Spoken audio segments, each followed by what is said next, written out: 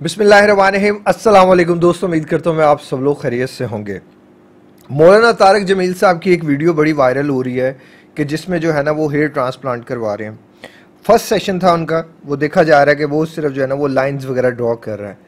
अगर वो hair transplant करा के सामने आ जाते तो क्या रिएक्शन होता अवाम का। मैं हैरान हूँ, इतने नेगेटिव कमेंट्स, इतनी गालियाँ, इतनी बुरी बुरी बातें, इतनी नाजेबा बातें जो मेरे ख्याल से एक मजहबी शख्सियत के ऊपर ये करनी तो जायज़ ही नहीं बनती।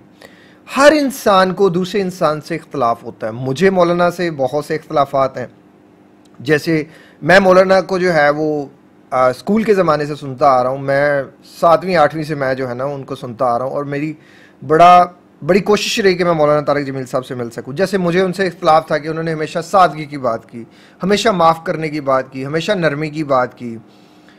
उन्होंने ज़ोर नहीं दिया कि जो दीन है वो तो पावर की बात करता है। दीन जो है वो इन अदल इंसाफ की बात करता है। अगर आप माफ़ कर देंगे तो अदल इंसाफ कैसे करेंगे। दीन नरमी की भी बात करता है, सख्ती की भी बात करता है। दीन चाहता है जो मोमिन हो, जो मुसलमान हो, उसकी कदो काट हो, वो अपने आप को बनाए, बॉडी बनाए, उसकी नेटवर्थ अच्छी हो ताकि वो दूसरों के काम आ सके, दूसरों को जो है वो कर सके। जो मुसलमान है उसके चेहरे पे दाढ़ी हो, उसका चेहरा क्लीन हो, साफ हो, अपने चेहरे को साफ रखे, खुशबू लगा के रखे, अपने आप को जो है वो जहाँ से गुजरे लोग उसकी पर्सनैलिटी को देखें, लोग उसकी पर्सनैलिटी के बारे में बात करें कि यार कोई इंसान है। दीन कहता है कि तुम बेवा से निकाह करो, तुम यानी कि कमज़ोर औरतों का सहारा बनो। कि आपने बेवा के बारे में बात कम उनके जो है वो मैंने इस बयानात इस मामले में सुने। और भी बहुत सी चीज़ें थी। मौलाना तारिक जमील साहब के पास पूरा टाइम था, पूरा वक्त था। वो वक्त के जो हुक्मरान थे वो उनसे बैठते और उनसे कहते कि शरीयत के जो है वो कानून नाफिज करें, इस्लाम के जो है वो कानून नाफिज करें। जो कानून आप नाफिज कर रहे हैं वो तो बहुत पहले गोरों ने बनाए हुए हैं, हमारे अपने कानून के हैं, शरीयत के कानून के हैं। मौलाना तारिक जमील साहब को मैंने ये भी देखा कि वो मुनाफिक के साथ भी बैठे हुए हैं, बदकार इंसान के साथ भी बैठे हुए हैं, झूठे इंसान के साथ भी बैठे हुए हैं। ये तो उनका हुस्न ज़र्फ़ है, ये तो उनके अच्छे इखलाकियात हैं। ये सब के बावजूद भी कहीं भी ऐसी बात मेरे दिल में नहीं आती कि मैं मौलाना की ज़ात पे, कोई पर्सनैलिटी पे कोई ऐसी बात कर सकूँ। मेरी तरबियत ही नहीं ऐसी। कोई इंसान अगर कुछ भी कर रहा है तो उसकी नीयत से अल्लाह जानता है और वो जानता है। हमें तो वो फॉलो करना है जो दीन ने कहा है। आप दीन का जब मुतालिया करते हैं तो दीन में अपने आप को, अपनी आराइश की बात की गई है, अपने आप को बनाने संवारने की। मर्द के लिए भी है और औरत के लिए भी है। ये नहीं कि सिर्फ औरत ही करेगी, मर्द भी करेगा। मैंने खुद ये जो थोड़ा सा हिस्सा है, फ्रंट लाइन जो है वो मैंने हेयर ट्रांसप्लांट करवाई और मैंने इस पर पूरी रिसर्च करके करवाई। इस्लाम में जायज़ है। अब इस्लाम में बाल लगवाना जायज़ है, लेकिन कुछ दिन पहले मैंने एक बड़ा ज़बरदस्त वाक़या देखा। हमारी अवाम बड़ी भोली है, मासूम है। अल्लाह ताला ही बस इसको हदायत दे तो दे और अल्लाह ही इनको नॉलेज दे और अल्लाह ही इनको सीधा रास्ता दिखाए। कुछ दिन पहले मैंने फेसबुक पे देखा कि एक एक्टर जो है वो विग पहन के नमाज़ पढ़ रहा है। विग पहन के नमाज़ पढ़ रहा है। विग पहन के तो वज़ू नहीं होता। अब एक बंदे ने कमेंट किया विग पहन के वज़ू नहीं होता। नीचे भाई साहब एक ने कमेंट कर दिया अल्लाह माफ़ करने वाला है। तो सर, मौलाना से अगर कोई भी ऐसी बात हो गई जाने अनजाने में तो उनको अल्लाह नहीं माफ़ करने वाला, उनको हम लोगों ने माफ़ करना है। नौज़ बिल्ला। क्या कर रहे हैं हम? क्यों इस तरह कर रहे हैं? हमने अपने दीनदार लोगों को इतना उनका जीना महाल कर दिया है, इतना उनके ऊपर तनकीद कर के मैं सोच रहा था कि जब मौलाना तारिक जमील साहब बेचारे का ब्रांड शुरू होना था उसके ऊपर इतनी तनकीद, जब उनका बेटा जवान बेटा इस दुनिया से गया, इतनी तनकीद, उनके लाइफस्टाइल के ऊपर तनकीद। कोई बंदा जो एक हिंदुइज़्म में एक रामदेव नाम के गुरु हैं, उनका जो ब्रांड है वो पतंजलि के नाम का ब्रांड है, उसकी नेटवर्थ आपको पता है 2.3 बिलियन डॉलर्स। ये कितनी बड़ी है। वो बिजनेस भी कर रहे हैं, वो साथ वो टीवी में आते हैं, योगा भी करवाते हैं। उनके ऊपर क्या उनकी आवाम ने इस तरह बात की? सॉरी टू से हम किस तरफ जा रहे हैं। अब यूएस में, पूरी दुनिया में जो पास्टर्स होते हैं, जो कादरी होते हैं, जो पादरी होते हैं, इनके ये बड़ा बड़ा पैसा इनके पास होता है। डेविड ओडोपो जो है ये भी रिचेस्ट जो है वो एक पादरी हैं। इनके पास मर्सिडीज बेंज है, मर्सिडीज सी क्लास है, लैंड क्रूजर्स है और पता नहीं क्या क्या कुछ है। इसकी इनकी नेटवर्थ 150 जो है ना वो मिलियन डॉलर्स है। आगे जोल ऑस्टीन जो है, ये 61 years old motivational speaker, best author, businessman और पादरी हैं और इनकी नेटवर्थ 100 जो है वो मिलियन डॉलर्स है। इनका लाइफस्टाइल देखें, इनका स्टाइल देखें। अब बात करते हैं इनका और हमारे कंपैरिजन के ऊपर। मैंने खुद अपने होश में ना कुछ साल पहले मैंने एक पादरी जो होते हैं उसका लाइफस्टाइल मैंने देखा। हमारे घर के बिल्कुल पास ही रहता था पुराने इलाके में।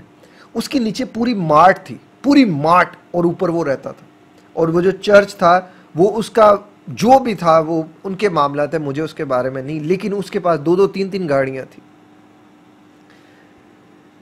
वो लोग अपनी कम्युनिटी को सपोर्ट करके खुश होते होंगे। अब बात करते हैं हम इस छोटी नज़र के, छोटी कम्युनिटी के जो लोग हम बन गए हैं।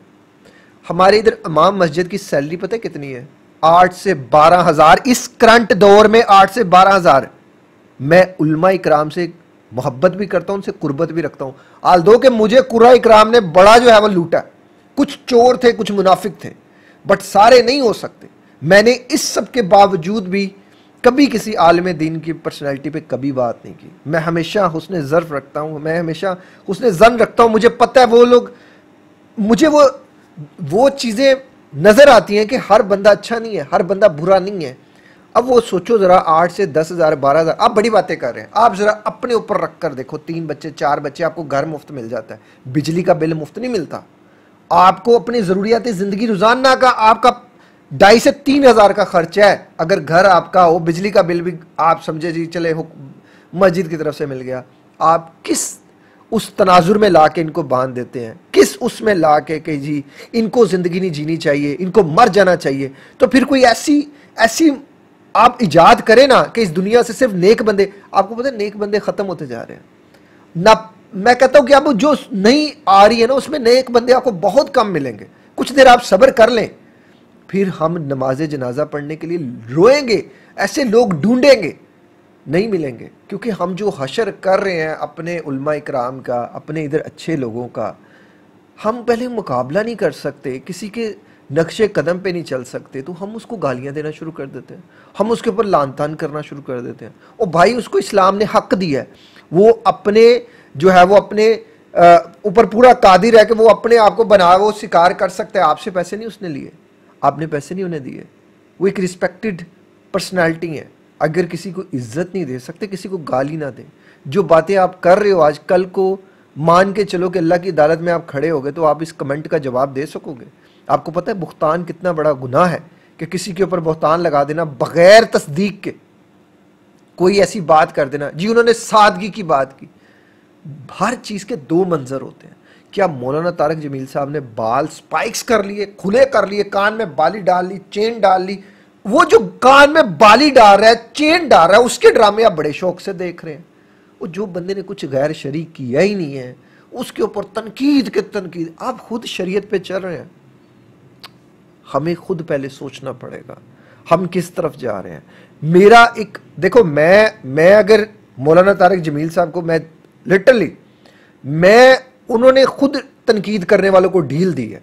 खुद कोई और बंदा भी तनकीद करने वालों को इतना जो है ना वो इलास्टिसिटी प्रोवाइड नहीं करता जितनी उन्होंने कर दी है कि खुल के करो।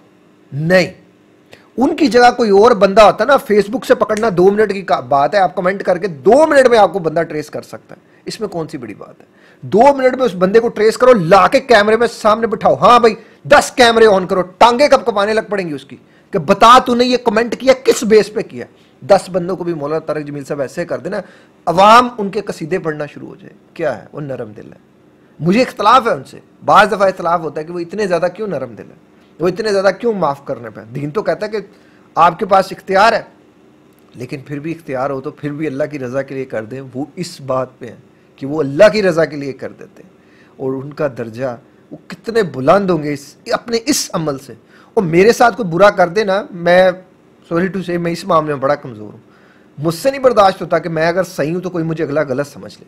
मैं उसे जब तक कि वो उस बात को उस तरह नहीं कर लेता मुझे सुकून नहीं आता।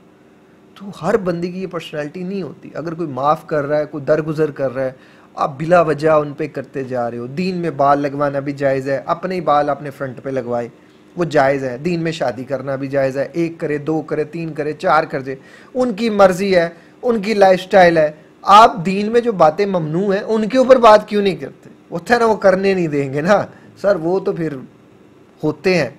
ये जो कमज़ोर बंदा जो माफ़ करने वाला है वो तो सारे चढ़ाई कर लेते हैं, गलत है। उसकी रसाई अल्लाह तक है। मत करें ऐसा कि कल को आप किसी की पकड़ में आ जाए, आप किसी जगह अल्लाह ताला आपको धर ले कि बस बहुत हो गया, अब नहीं। उस वक्त से डरें।